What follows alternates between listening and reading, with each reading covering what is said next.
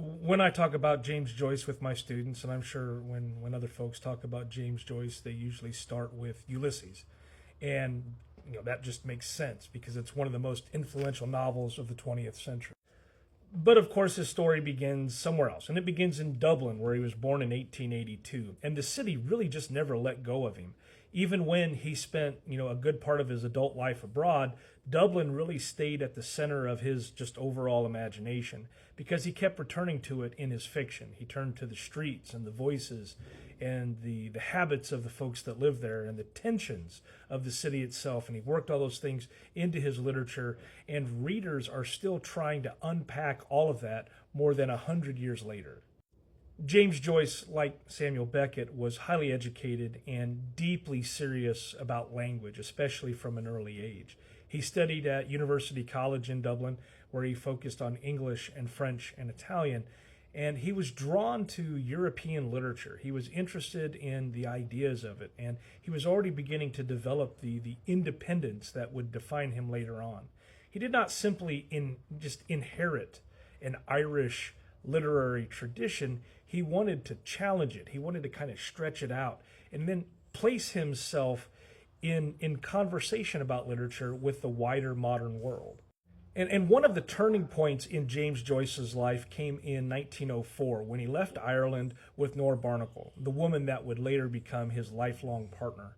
And that departure really it mattered enormously because James Joyce would spend major parts of his life in places like Trieste and Zurich and Paris. And he lived in a kind of self-imposed exile. But that exile really didn't mean disconnection, because in a strange way, leaving Ireland made Dublin even more central to his writing. And that distance gave him this different kind of focus. And he could construct the city, from memory, and he could turn it into his style of art with an extraordinary amount of detail. His early major work, Dubliners, was published in 1914, and it already shows what made James Joyce different. Because the stories in it are realistic, they're very sharply observed, and they're often just devastating in a quiet kind of way. They focus on ordinary lives, but James Joyce gives those lives this enormous weight. And then he later writes A Portrait of the Artist as a Young Man in 1916, which was a novel that just pushed further into questions of just identity and art and religion, family, and then just overall escape. And by that point, it was pretty clear that Joyce was just not just a talented Irish writer, he was becoming one of the central figures of literary modernism. Then came Ulysses, which was published in Paris in 1922 by Sylvia Beach through Shakespeare and Company. And this book made Joyce just legendary because it takes place over a single day in Dublin. But within that one day, James Joyce does something that's really quite astonishing. And he turns movement through the city into this epic structure.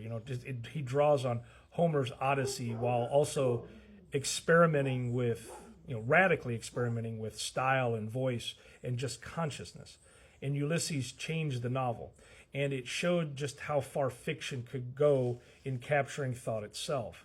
Now, oftentimes people will talk about how Ulysses is one of those novels that forever changed them, but I really believe it's one of those novels that a lot of people say they've read and just really had difficulty making it through. I'm one of those people. Part of what makes James Joyce so important is not simply that he was, just difficult or just experimental. It's that he kept inventing new ways for language to work. He published, interior monologues. He worked on illusion and structure and style farther than almost anyone else of his particular era. And for some readers, that just makes Joyce exhilarating. For others, it makes him quite intimidating. But either way, his influence is enormous. And modern literature looks different because Joyce forced the novel to do more than it had ever done before.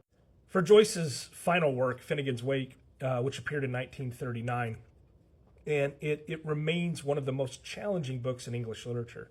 And by then, Joyce really had gone even further into this linguistic experimentation, creating a text that, many readers find, baffling, fascinating, or just both.